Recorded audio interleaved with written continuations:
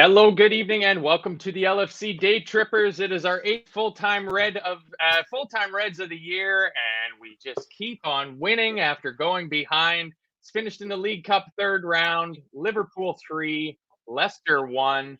It's a very special full-time Reds tonight because not only am I joined by my regular partner in crime, Chris Brack, but live and on location from sunny Spain, the boss man himself, Gav. How are you, Gav? I'm good. I'm aware my microphone is awful, but there's nothing I can do about it. Very, very warm. Well, it is Spain. So yeah, but it's September. I thought it'd be a bit cooler, but I got here. It's been really warm, and I went to the shops and I bought a loaf of bread, a tub of butter, and about 20 cans of Estrella. So I'm living the life. I'm not gonna lie to you. I'm living the absolute life. It's just bread, butter, and cans. It's an amazing country. Those are the three major food groups. So yeah, It's not in any of the bread or the butter. Like it's just got the cans. Have that bread and butter later. So a quite eventful game, as it turns out, Chris. It's there's definitely no shortage of things for us to talk about, is there? That the lineup to begin with. That one threw me for a bit of a curve. Yeah, me too. I mean, we just like a 3-1, don't we? It's just it's making predictions really easy. I just say 3-1 every week. It's just easy. But yeah, the line was a little bit surprising. When I saw it, I was surprised Jones started because I assumed he would be saved for the weekend. Canate starting, said to me, Matip's starting against Spurs. Quansah makes sense. The other fella, my mate, was obviously going to start at left back because you've got to give him something, I suppose.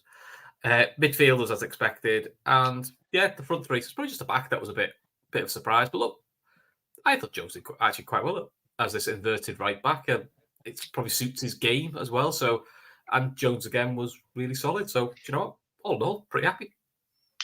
What about you, Gav? Did the inclusion of Endo and Jones in that team throw any question marks up for you? Because I thought it would be Endo at right back.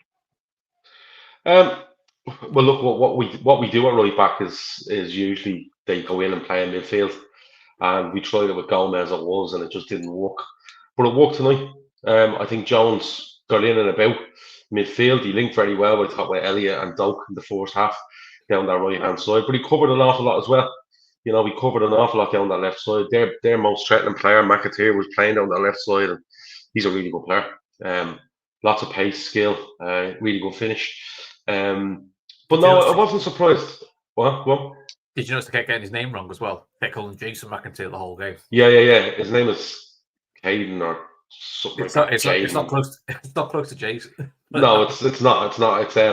But look, I was talking. I think it was Kev Ball said he was really looking forward to this game, and I was like, look, Kev, it's minutes for people, and anything else after that is a bonus because I'm convinced if we go deep in this competition in the Europa League, we get screwed somewhere along the way. Maybe early January, February. That's the way they work.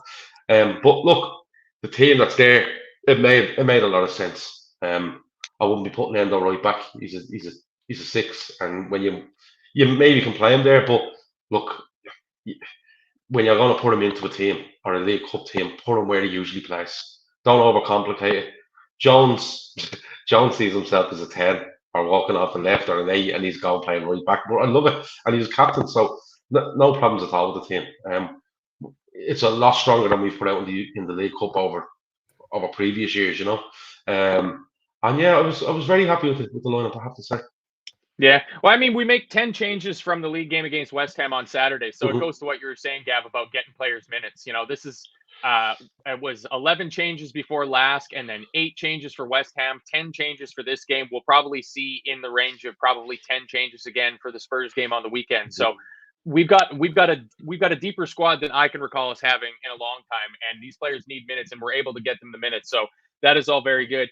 You mentioned Jones captaining. I believe it's his second time as captain after that strange Shrewsbury League Cup game when we were off winning the Club World Cup, but. Yeah, you're probably right, Gav. We'll end up having to play concurrent Premier League and late stage League Cup games at some point. Yeah, I can see us playing a Premier League game on a Sunday, a League Cup quarterfinal on a Tuesday, and a European game on a Thursday. And the Premier League will just look at us and go, well, what's the problem?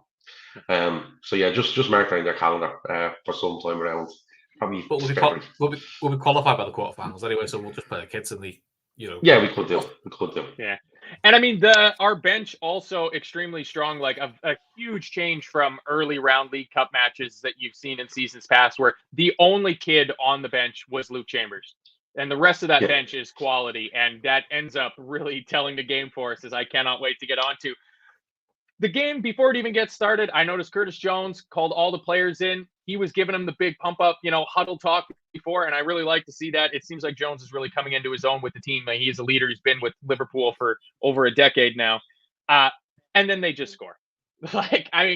Chris, I don't know if your feed showed you any amount of replays of it whatsoever. I got one quick replay of the build up to their goal, and then 3 replays of the finish nestling into the back of the net.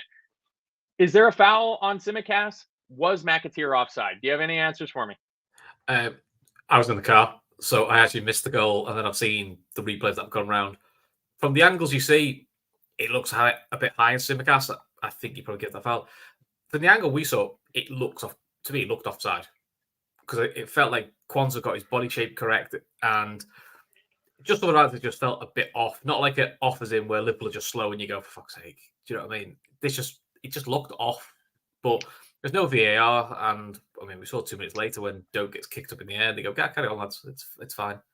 So it's a standard Liverpool thing about going 1-0 behind, but I don't know, it just looked off to me. I thought it looked offside, but they didn't show any more replays, which is sometimes a bit telling. Yeah, it looked onside from the one replay that I saw, and I never really got a good angle of the foul on Quansah. What about you, Gav? What was your take on it? It's a free on Tsimikas. For first of all, I'm not. I think he's okay going through the player and he scores, but it's a free kick against Tsimikas. Having said that, Tsimikas is too slow on the ball. Who knew? If he takes the ball down and then he turns and he tries to take another touch, and then he tries to take another touch, and they steal it off him. They steal it off him illegally, but he really should have been just taking that down with one touch and hitting Curtis Jones. I think it was Curtis Jones might have been in the middle of the pitch. Hit him and you're fine. He doesn't lose it. Quansah, I think it was Quansah left on his own. Jones is trying to get back. Jones. It was Jones. Trying to get back in, and he runs off the back of him and he scores. But it's a free kick. But Tsimikas should just be taking that down and either putting it back in the box or playing it back to Curtis Jones. Simple as that. So it's a bit unfortunate in one way, but he kind of deserved it in the other. Yep. Yeah, and I mean, that's about the only chance that Leicester can really create for themselves in the match. And I mean, they took it well. It's a nice finish from McAteer, the young kid going in through, big pressure on him. First touch of the game, puts the ball into the back of the net. And it's just Groundhog's Day, deja vu all over again. Like, we give up an early goal, same as against last, a big change up in the lineup, and thinking like, oh man, like we really got to get our heads wrapped around this. And it took, I don't know, Chris, what would you say, until about 8-9 minutes in before we found ourselves settled in the game?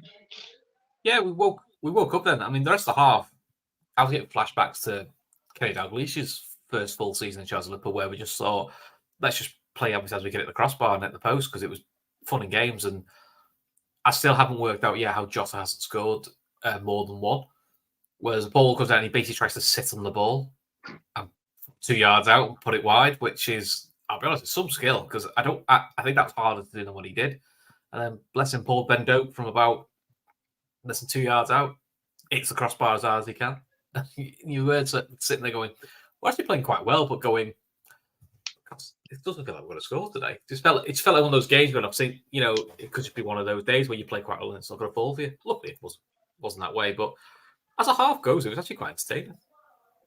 Yeah, and I mean, not quite as entertaining as the second half, but it definitely had a lot in it. Yeah, you said, I thought Endo did well in the lead up to the series of corners that leads to Doak hitting the crossbar from it. I really thought he came into the game well. I thought Wataru Endo was excellent today. I mean, he's involved in the build-up for the second and third goals as well, too. I'm just going to get the ref out of the way quickly. It was his first time ever reffing at Anfield. Some of the calls might have been incorrect, VAR might have intervened on a few instances. I mean, at one point, it was before even Doak hits the bar. He gets taken down in the box. It's not even thought about for a second. I saw no replay of it. I have no idea what was going on. The biggest issue I had with the referee was it was like he kept his whistle in his pocket, and anytime there was a foul, he had to fish around to get his whistle out of his pocket because it was delayed whistles every time the ball was. It felt like he's been told, it's your first game at Anfield, don't let the crowd influence you, and it's like, I won't let the crowd influence me, so I'll give nothing. But then later in the half, he was letting some wild tackles go and then giving really nitpicks. I mean, the lad from Leicester, is it Chowdhury? Fuck me, he's the most dangerous player I've ever seen tackling. He's a scumbag, he is. He's fucking awful. Every time you see him, he looks like he's going to break someone's. He's going to break. Yeah, he's a fucking scumbag, he is. He's horrible. He's horrible. I quite like second half. Gravenberch put him in his arse. I think somebody else did. I think Liverpool actually start to add a bit of snide to themselves this year, where they're going, well, no, we won't take this. And if the rest are going to let it go, then we'll play fire with fire. I actually quite like Liverpool doing that because they haven't done enough of that over the last couple of years. But yeah, he wasn't great, was he, the ref? And we can say that now we've won as well. So it doesn't sound like sour grapes, but he was shite. Yeah, it was not great. And 20 minutes in, Endo, he uses his body. The ball's bouncing in midfield, and instead of trying to challenge for it, he just uses his body to block his man off and allow Harvey Elliott to come in. He picks the ball up, passes it out to Jota. Suter fouls him. The free kick comes in. Cody Gakpo free at the back post. And the anti-red, there couldn't be a more anti-red player than Connor Cody. Clears it off the line in what was, I think, 3 goal line clearances Leicester ended up having today. We hit the bar twice and cleared off the line 3 times. I think that's what it was. Throughout the first half, though, Gav, I thought Ben Doak was a threat every time he got the ball. And then after he beat his man once or twice, he inevitably didn't lead to it creating an end product. But, I mean, those are the signs you want to see from a 17-year-old attacker, aren't they? Yeah, look. He's in there. He's in with a decent team there tonight. They give him plenty of the ball. He has your man Justin on, James Justin, isn't it? And he's a good player, James Justin. He's very highly rated, or was a couple of years back. And he has him on toast every time he wants to. It's a clear penalty on him. He goes past Justin. He goes back in. Justin literally comes through both his legs to get to the ball. And how the referee doesn't give that, I don't know. Somebody said there in the chat, Gav very blunt has demonetized this video straight away. Yeah, fuck YouTube. I don't care anymore. I fucking hate them. And I'm gonna say every video now, I hate them. We're only here because of the people in the chat. Genuinely. But Connor Cody, right? He's a fucking melt, that fella. Right? Do you know who he reminds me of? I'll tell you who he reminds me of, right? If you ever watch Channel 4 Racing, John McCririck is on Channel 4 Racing. Now, Chris will know him. I don't think Matt will. But basically, John McCririck, Google him, on Channel 4 Racing, will tell you all the odds on all the horses, blah, blah, blah, blah, and his hands will be going fucking 90 while he's doing it. That's Connor Cody. I actually sat tonight and said to myself, Connor Cody is fucking John McCririck, right? Because all he does is puff out his chest and point at people.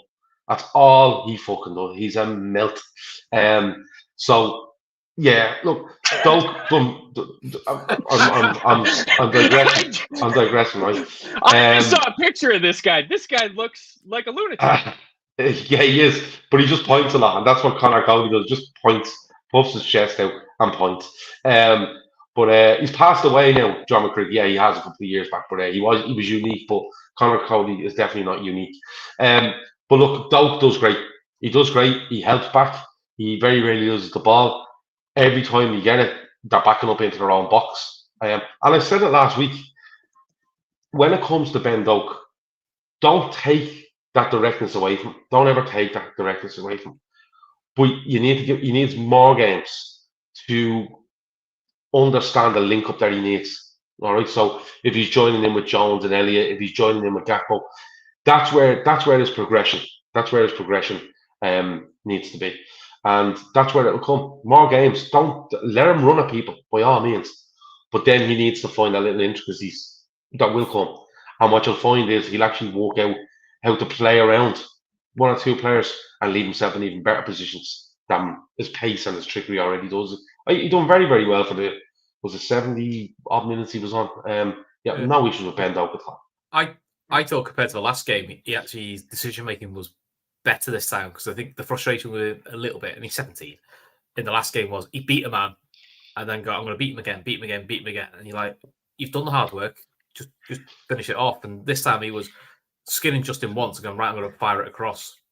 So he's already probably in 2 games learned just, I can do all the tricks I need to do, but just when to do them. So he seems he's a quick learner, and I like the fact he gets really frustrated when he doesn't quite come off for him, because that's the level he set himself. I quite like that.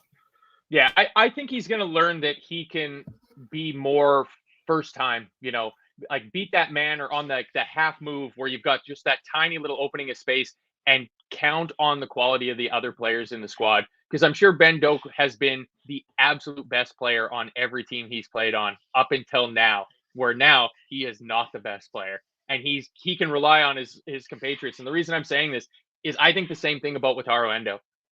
In the first half, I thought Endo was slow on the ball, very much like Tsimikas, taking too many touches. He was receiving the ball in the half turn, and he wasn't decisive enough. And it felt like in the second half, like the rest of the team got him at halftime and just went, we're there.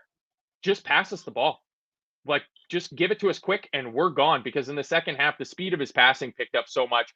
The other big thing I took away from the first half was Leicester seemed like they were on a kamikaze mission of playing the ball up from the back. I mean, Chris, I don't know how we didn't get 1 goal. I thought at halftime we'd get one of our comeback to win the game goals off of them playing up from the back. But at a certain point, you just kick it long, right? It's like watching Martin Skirtle trying to do short passing under Brendan Rodgers. So funny. It's so funny. So yeah, look, that's the way they want to play him. Look, the guy who's in charge now, I think he's in the City coaching staff. So that's kind of how they want to play. And I'm getting the impression that's how they play in the Championship. So fair play to him. He's just decided this is the way we play, and we're going to, die by the sword a little bit. So not change the game. Yeah, look, I generally think Liverpool could have got 7 or 8 tonight. It was that sort of a performance. And, me and Kev were chatting to each other, and Kev was right. Once the first one went in, you went, it will be done then. It'll be fine. Yeah. And it pretty much was. But it's quite nice, because some of these games you win through on, it can be really a bit turgid and, a bit of a hard watch. But this was actually, as a game, genuinely entertaining, to be fair. And Liverpool's second string did really well. I thought players grew into it. I thought Gravenberch was quiet first half. Yeah. But built up to the second half. But yeah, Endo, I think he grew into the game, a bit like Liverpool. And I just think Endo, he's not flash, but he's that steady Eddie that you need. And he's doing what we want him to do, which is keeping it simple, but allowing the better players to be rested. Whereas we've not always had those sort of steady Eddie backups where you can go, well, can you just sort out the League Cup so we can rest someone? It's always been like after 40 minutes, right, get Fabinho back on, get Henson back on, because the lads we brought in to cover are doing nothing.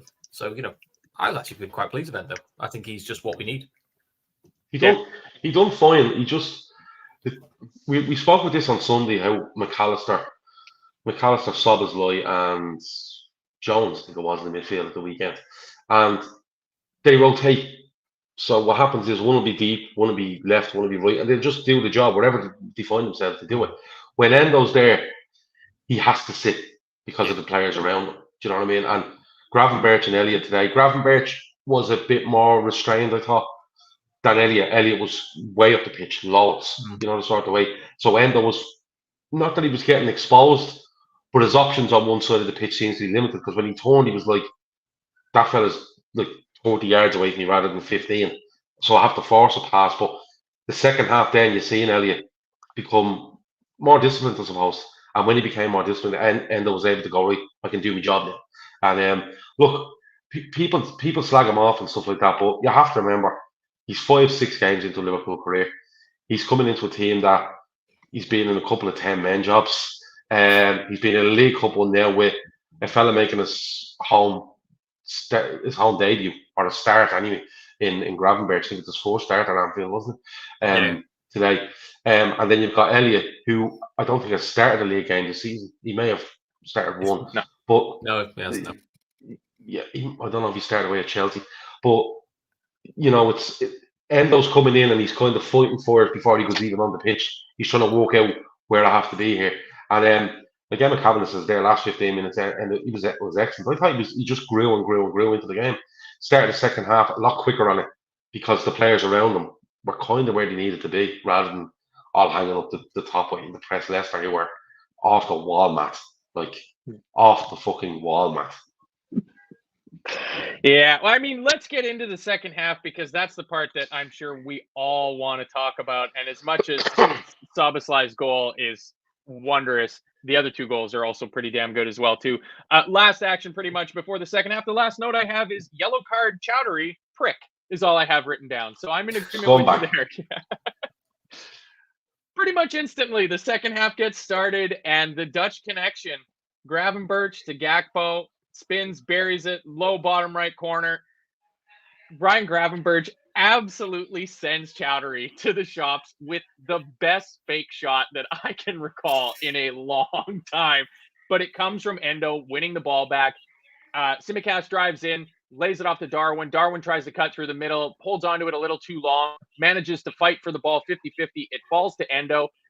Szoboszlai, I saw a replay of it where Szoboszlai sees the lane opening up and he just puts his hand out like that. Endo sees him, slides it between. No, I'm getting my goals confused. Passes it to Gravenberch. Gravenberch lays it off to Gakpo. He scores. I mean, he needed that, I think, Chris, because he didn't have the best first half, Cody Gakpo, and that's a great way to get started. That's probably 2 games in a row now we've gone, oh, he's not so much Cody Gakpo. Oh, he's got the equaliser. It's quite a nice habit. It's quite a nice habit to have. I think, as Keith of this parish would say, both of those guys, very Dutch. I think that's the best way to describe them. I just sent it to Keith as soon as we went, very Dutch. I got back extremely Dutch. And that was it. That's the response I got from Keith. So, yeah, look, it was just a really nice goal. You know, kind of what you wanted, really. You know, but Gakpo, I'm all right with someone who's a bit quiet and he keeps popping up with equalisers. And he's starting to different types of goals now to his game. So he definitely grew in confidence. But yeah, because he seems to be the fifth wheel at the moment. Probably say in all the strikers, he's probably fifth choice at the moment. But listen, it's not a bad place to be because give it 3 months' time, he might be the number one when somebody else is off form. So it's quite a nice place to be. Yeah, and it really removes the worry about how we're going to score goals come January and Mo goes off to play in the AFCON for the next, Oh, is that on again? Oh, yeah. And we also lose a nice new twist for this January as we lose Endo to the Asian Cup, which is going on at the same time. Yeah. We probably lose Kelleher to the bleeding Parnell's 3-5 sides as well in Dublin. Just that's the way it works. I don't see them as fifth and fourth and third choice. Genuinely, I don't. I think at the moment, I think Nunes is in a great run of form, and hopefully that continues forever. Majak says Dutch gold. Draw the line of Dutch gold. I'm being honest with you. For all the people that drink it out there, I'm sorry, but I don't see it as a ranking system. I just think it's a wealth of talent and just picking the right one for different games. And look, Nunes is on great form. But I wouldn't be surprised if Gakpo started at Spurs, genuinely, because what Gakpo does is he's very good defensively, right? He's very good at the press. He's very good at making angles where he kind of sets teams up to take a risk, and then Liverpool can hurt you. And as much as Leicester today were, absolute madness trying to play out from the back, and to be fair, it wasn't even playing out from the back. It was making angles to chip it into midfield, hopefully get a flick on, and then try to play someone out wide. It wasn't massively playing out, but when they tried to do it, they got hurt badly, and probably should have got hurt a bit more. I'm at the stage now where I say to myself, Salah, Gakpo, Jota, Diaz, Nunes, whoever it is, I'm absolutely fine with it, because he's just going to pick the players that will start the game and probably keep us in one, or come off a bench and influence it. And you have to be comfortable with whoever that is, whether it's starting or coming on, because they're all making contributions. All of them. Gakpo starts tonight. Who comes on? Nunes. Nunes comes on, he's like a madman. And I think he typified how much we fucking hate Leicester. Absolutely despised them. And when he comes on, he starts throwing himself around, and Jota's giving it the challenge, he's giving it all that. You know, I heard what you fucking said. I was just amazed how much the hate for Leicester has hung on there, and quite rightfully so. But I just don't see it as a ranking system. I think it's one where we could go into Spurs the weekend and go, oh, he's doing that up front, is he? With the safe in the knowledge that the two that aren't picked are on the bench and ready to go, and it's just an extra element for us at the minute that the standard we have up front at the moment is absolutely brilliant. Yeah, and they all just keep scoring. I mean, the goal contributions we're getting from all 5 of our forwards that's the sort of thing that you can get really, really excited about, and we can start building on it. I don't know how Gakpo doesn't get his second goal and put us into the lead in the 56th minute. Elliott has the ball. He looks like he's absolutely taken out on the edge of the box, and the referee, again, can't get his whistle out of his pocket in time. It ends up falling to Ben Doak, and he waits, sees a cute little pass, finds Harvey Elliott. Harvey Elliott floats in this ball. Cody Gakpo gets a deft glance header on it, bar down onto the line. Like, it's just feeling like one of those days at that point. Like, at this point, that's our second time hitting the bar. We've had it cleared off the line a couple times, but we just keep going and going and going, Chris. And then I think the game really, really changes for the worse. They make their substitutions, and it seems like all the steam is taken out of the game. And it takes us, we make our subs pretty much immediately right afterwards. Szoboszlai comes on for Gravenberch. Darwin comes on for Ben Doak. Elliott moves to right wing. Gakpo drops into the midfield, and I thought that helped his game a little bit. It just seemed like before that, the game was starting to peter out. And then, who wants to go first? I mean, Gav, it's your channel. You're in sunny Spain right now. Oh, yeah, sod him. He's in sunny Spain. He can bloody wait. The 69th minute, Gav. Walk me through this goal. I'm fucking got Dominic Szoboszlai. Yeah. Liverpool have been drawn away to Bournemouth in the League Cup, which is cool. I wanted Everton, but not to be. We see every Sunday night we seem to be talking about this fella, and quite rightfully so. And I messaged Keith and Shawnee when he scored tonight, and I said, lads, I kind of laughed at myself a little bit about 5 weeks ago when I compared him to Gerrard in the way he plays and the things he looks to do, but I was actually right, and I'm claiming that I was right now, and I'm disgusted at myself for laughing at myself a little bit. He is Gerrard Mark II, and people may clip this up and go wild on it, but genuinely, since Gerrard's left this club 8 years ago, nobody is playing in midfield like Gerrard used to. And I'm not talking about the 2015 Gerrard. I'm more talking 2008, 9, 10 Gerrard, right? Do you know what it is? It's his presence. He comes on the pitch, right, tonight, walks on, and he's like, right, let's sort this out, right? Let's go and win this game. He's a couple of dodgy touches, to be quite honest with you, when he comes on. But then he's just winning things. He's playing. He's chasing. He's back. Everything about him. And then the goal.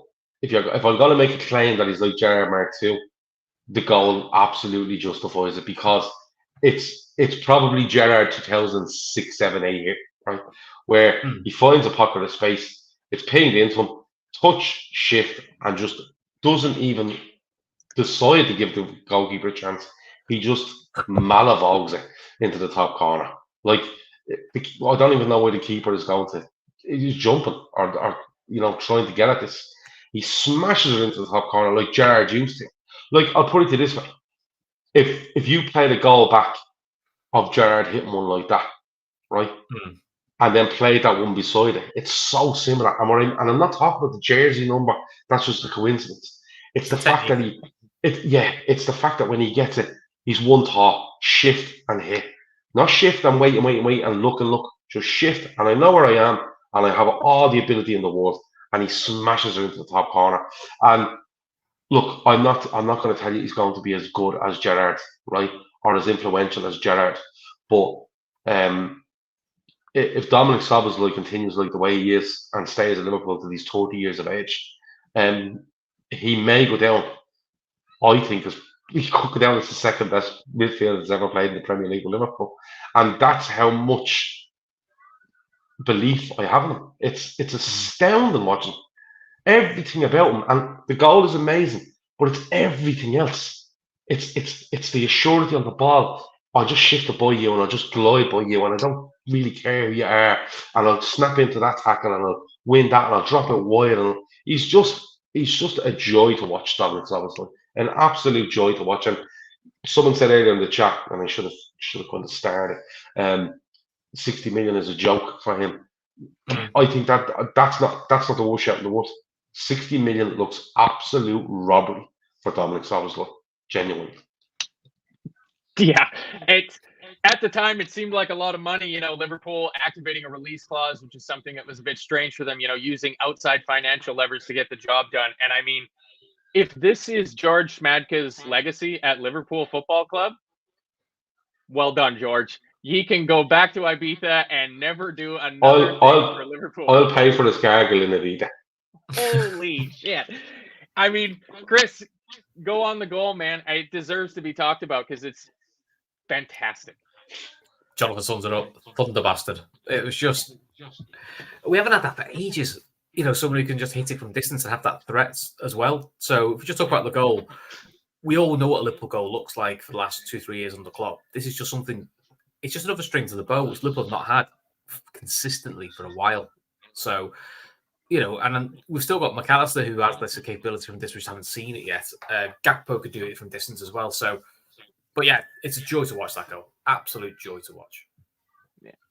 Yeah, and McG here, he says he'll never shy away from a strike outside the box. That's a brilliant threat to have. And it is, because eventually opposition defense is going to have to start moving to close him down. And that's just going to open up, because he also has an eye for a pass. Like we saw that in the game on the weekend, the ball that he clipped over the top for Jones, where he was just offside. So he puts one or two more of these in, and defenses are going to be jumping out of their defensive line to shut him down when he's got that ball in that area. And it's just going to open things up for the rest of our attacking talent. His 2 goals, he scored twice this year, and they've both just been like the most perfect type of goal that you want a player like this to score. The one against, I don't remember who it was against, where the free kick flies across to him and he hits it with his left foot, and it's Thiago-esque where it barely hits the ground and flies into the corner. And then this one, was it Villain? Yeah. I cannot wait, especially because this was a home game. We'll get the every angle compilation, should be out tomorrow sometime, because they'll have every angle of this goal, because oh my. And the crowd just exploded. I mean, from that point on, Anfield was just a cauldron of noise for the rest of the match. Before we get to the final goal, I thought Jarell Quansah he did so well defensively. Yeah, he did his best Van Dijk impression at one point, didn't he? When the young lad McAteer went through again, you thought, here we go, this is going to be a challenge. And he just calmly steps across, just gets in front, go, there we go, that's you done. I'll just meander back now. Thanks very much. He just looks so calm. It's brilliant. Yeah, go. He makes a couple of mistakes in the game, all right, which is allowed, but I think they should be pointed out, because he's going to end up with a lot of positive stuff going on here, including from me. There's one in the first half where he completely misses the ball in the middle of the park, and Leicester have a chance. And I don't know whether he takes his eye off, or he's trying to think what he's going to do with the ball and misses it, right? Which happens, right? And then there's one where indeed he gets close to getting through, and I think we just about scramble away. He kind of dives in on the player that has it, that's trying to play the reverse pass. If he stands up, he's probably doing that. But having said that, first half was like literally one of the highlights of the game for me, right? And I'm going to go into it a bit in a minute. First half, the ball's played down the left wing and it's knocked on again. And he just tracks, I think it was Ian Atchell, tracks him for pace, doesn't mess about, slides in, puts it into the Kenny. Great. I love that. I absolutely love that. He didn't try to let it run across his body and play it back to the goalkeeper, and a little bit off balance, might get caught. But he just does that. The second one in the second half, I literally stood above the soul. Oh no! He's having all that excited he was. No, it was just like, it was for me, it was like this guy. Do you know what it was? That guy went through in the first half and he has electric pace, that McAteer guy. When he goes the second time, I think he looks and says to himself, I can't get by this Quansah fella. He's too fucking fast. And all of a sudden, he's earning himself a little bit of a reputation for his pace and his tone of pace. So that's in the player's head. And then the player tries to get close to him and be nippy and get inside him, just makes the tackle.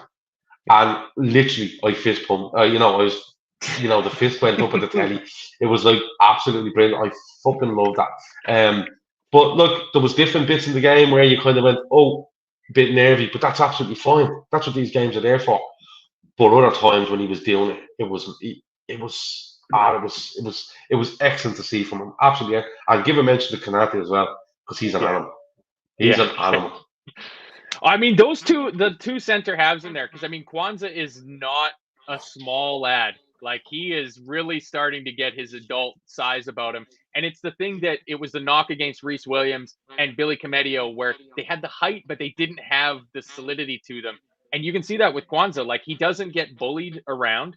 In all of his performances we've seen from this year, you'd expect the opposition striker, or their big midfielders try to go and pin this young, new rookie down and see what, show you what it's all about and, get the elbows and stuff in there. And it is such a pleasant surprise because pretty much everybody thought that we desperately needed a fifth center half option. And he got the nod in preseason. He was good in preseason, but you don't want to read too much into it. And then, it's good to have our favorite chat troll, Red Steve, back with us. He says, how has Gav's face been bright red since April? Then he goes to Spain and he's white again. No, in fairness, I'm sitting right under a lampshade here, which is like, they must have robbed it out of a fucking surgeon's office because it's so white and it's coming down on me. I'm actually really brown red, Steve. And of course, with being quarter Italian, when I get the sun, I go really brown. So I am really brown. When I'm red, it's usually because I've been out playing golf for like 8 hours. And that's when you'll see me. What's the food like, says Nigel? I told you, toast, cans, and that's about it. It's all good. I'm in a bad way. I'm not in a bad way because of drink. I've actually come over here with a chest infection. It's all for work. I'm not over here like on holiday, by the way. I'm working. But I've come over here with definitely a chest infection, possible sinus infection. My ear burst on the plane because the fuck I went up too high in the air and I had my earpods in. So I've literally walked around not being able to hear out my left ear for the last 2 days. But look, I'm fighting through it. So fuck you, Red Steve, right? I can be white, brown, or red, right? I'm having a lovely. No, I am. I'm walking, but no, good to see you, Red Steve. I'm only messing. I love the attitude of Spanish Gav. This is great. This is absolutely great. I mean, Chris, it's all down to hatred for YouTube. Genuinely. Trevor Vea with a comment that a fair few people say, I imagine, I'm leaving my missus for Dom. I mean, I might not have one after how loud I yelled on the couch when his goal went in. For some reason, my wife had her nose down looking at her phone and wasn't watching the game. And when that went in, I fucking screamed. What a goal. The third goal, though. I just got a WhatsApp because all my family had gone to sleep. So WhatsApp saying, I'm gathered they scored. I went, yeah, it's quite a good goal. And I'll go back was, I don't care. Shut up. I was like, all right, okay. I get that all the time. I get it all the time. I'll probably spare room again. The joys of the games being on in the middle of the afternoon for me. I mean, we're getting close to the end of the game. Honestly, it looked like we'd be able to coast out 2-1 fairly comfortably. Leicester did not really seem to possess any sort of attacking threat. They ended up, I think they got 3 or 4 corners where they sent up. I just gotta say, Harry Suter just looks like they took Harry Maguire and just made him a little bit taller. And a bit longer. It's mad, isn't it? How they decide that they're going to play out from the back with Harry Suter and Connor Cody as their two centers. Is his name Harry? Is his name actually Harry? Oh, wow, that's amazing. Because I think if you make another Rocky film, he's definitely the baddie. He's definitely the bad bloke. He plays Australia, but they said he could have played for Scotland, but apparently Scotland never rang him back to No, they didn't ring him back, so I'm going to play for Australia. What a pity. The ball breaks down. looks like Leicester are about to counter. Harvey Elliott throws an incredible slide tackle, come pass in. The ball ends up going out onto the right wing. Jarrell Quansah shows a burst of pace that I didn't think he was getting to that ball. He looked second favorite to get to that ball. He bullied that lad to get the ball off him. He just, it was short of ragdolling him. Like Ibu Konate versus Fred at the 5-0 at Old Trafford sort of difference in strength.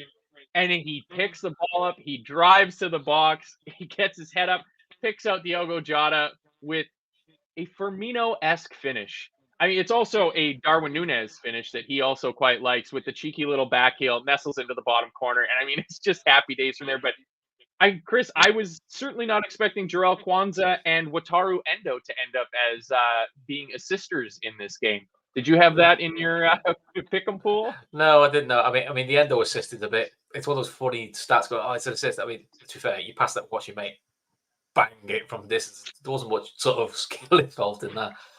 Bullshit. Would have made that great pass. Yeah, bullshit.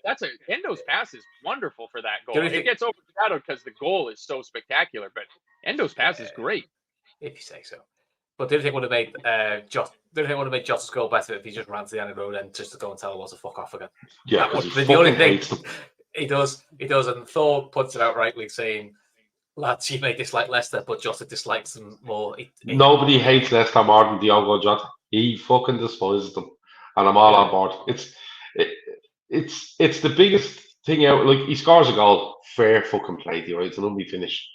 But between hating them arseholes in the away end and then giving it to your man Shouji near the end as well, and not only giving it to him, right, and basically saying, yeah, I know what you're at, and he's giving it all this, I know what you're at, and then the ball gets taken for a free kick. He runs 50 yards across the pitch at Anfield to smash into Trousby again after getting a foul against him like a minute later.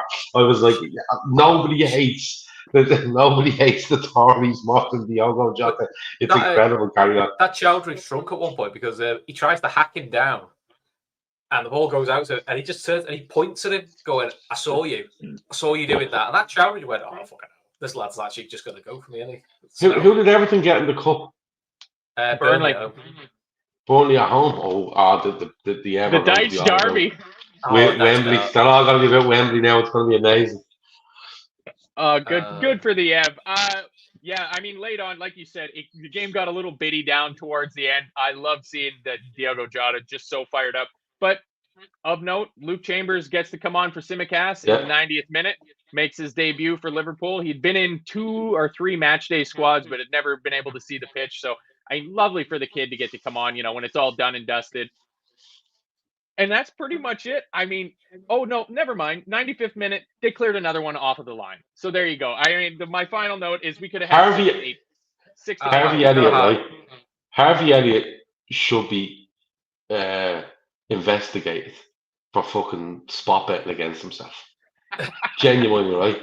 I expect Harvey Elliott to be getting like a 40-game ban, right, for gambling against himself to score, because holy fucking Jesus, how many chances did that fella want tonight? I'm only joking, by the way. Harvey Elliott isn't like betting against himself, but there's one where he gets put through and he's literally like forgets that he has legs when the ball gets him and lets him run beyond him. There's another one there. It's an open goal, and he manages to hit the defender. And I'm like, holy fucking Jesus! Is this fella like? Has Harvey Elliott got a 5-1 with Paddy Power at 3-1? That's all I'm asking, right? But in fairness, apart from that, I love his work rate. And me and Shawnee in particular have spoken loads about Harvey Elliott, about where does he fit. And Shawnee always liked him as a footballer, but it's like, God, where does he fit? He feels like a 10 and we don't play him.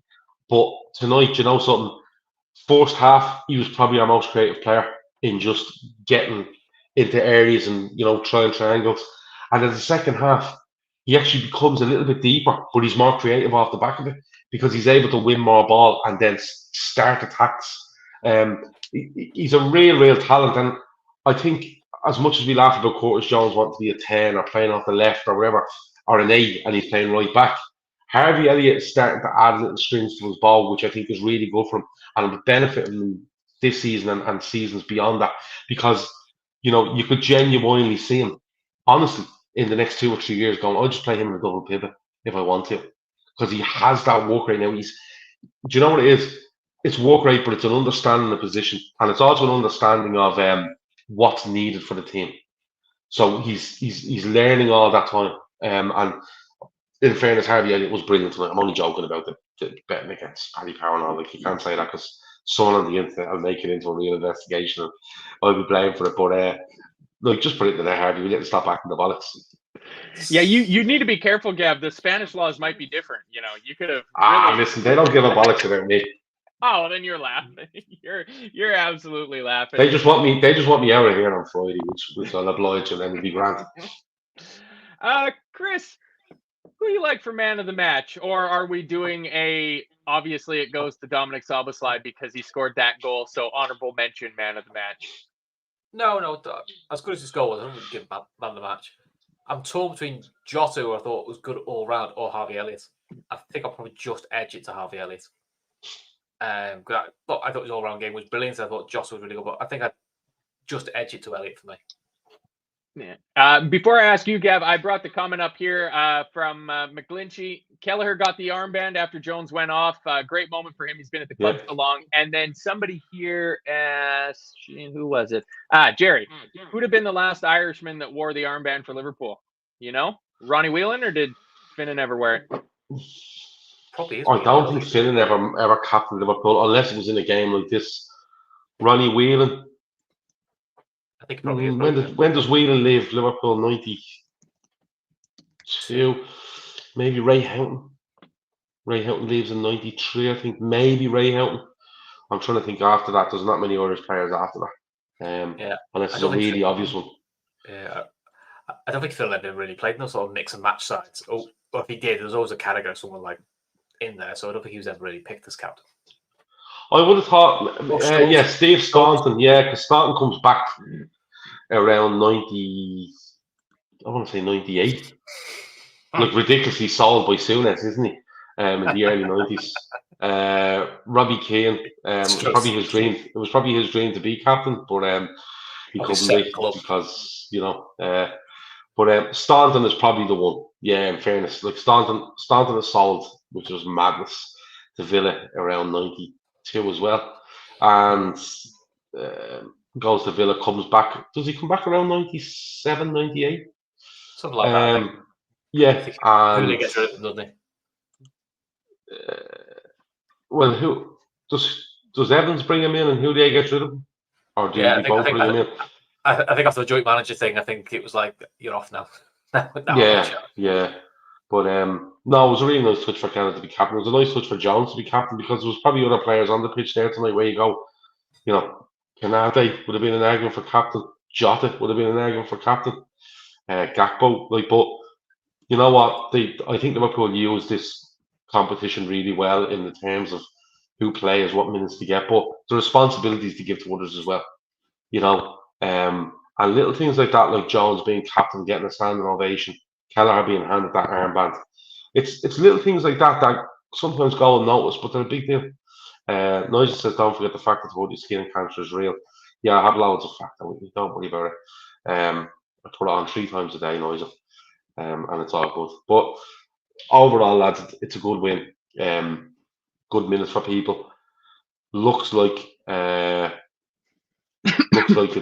a good warm up for Spurs away, and a lot of players that will play in that had a night off tonight. But players that are looking to push to get into it play really well as well. So all round great night. Leicester out of the cup. Fucking good riddance. Yeah. Quick check of LFC history says that Staunton wore the armband for the first time in September of '99 in a 5-1 League Cup second round victory over Hull City. So there you go. Yeah, that'll be the last one. So yeah, 20 years from there. And who's your man of the match, Gav? I'd like to give a mention to Canate. I think he has a left back that's standing in that wasn't good in the first half. I think but improved when there was more intensity in the game in Simicast. He still has a young Quansah there that he marshals through it. He's a right back beside him that's the fucking attacking midfielder. And And then he's a number 6 in front of him there that's still finding the street at Liverpool. I thought Konate was really good. No one really got by him. When I had to get physical, he absolutely did. So yeah, I'm not saying he's the best player on the pitch in Konate, but I think he was massively important tonight as the players around him and just that stable kind of feel to it. Really liked his performance. Yeah, it's good to have him back, and it's nice that between the emergence of Quansah and the refining of form for Matip and Gomez, that we didn't have to rush him back. That we've been able to take our time with Quansah to make sure that hopefully he's not going to break down again right away. I mean, I can't believe it came all the way around and nobody said it. I mean, you kind of it's such a good goal. No, I would give man of the match to Jarrell Quansah. This is the second game in a row he started now where I've just been completely blown away by the fact that he's making his very first steps as a professional top-level footballer in this Liverpool team, playing the way that we play. I'm so impressed with him, and it really takes a lot of the bad taste out of the mouth over the whole Levi Colwell not getting a fifth defender thing. It's happy days, but somebody said there it's pretty hard to pick man of the match in a game like today because everybody played quite well, and even the players that in the first half looked a little bit off it, everybody stepped their game up in the second half and did well. And even Cody Gakpo, again, another off day, puts the ball in the back of the net with a good finish. So getting close to an hour here. Gav, I guess you're probably not going to be on again before Sunday night. So you got any feelings about what we might be lining up like going to the new White Hart Lane? I have 14% left on my phone, so this could go badly wrong in the next couple of minutes. 12 now. I think you're probably going to see very similar to what you've seen in the last couple of league games. I think Alisson in goal. It'll all depend whether Trent's back, but if he's not, you play Gomez. I'd like to see Konate back in with Van Dijk, to be honest. Robertson left back, midfield 3 of McAllister, Szoboszlai and Jones. And a front 3 of Diaz, Núñez, Salah.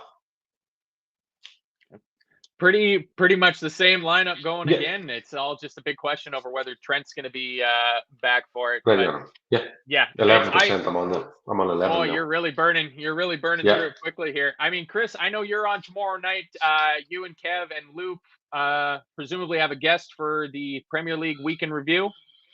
Yeah, I think we've got a Spurs fan from Park End podcast coming on as well. So that's sorted. I'm recording a women's show tomorrow as well with Emma Sanders from the Beeb and Philippa Smallwood.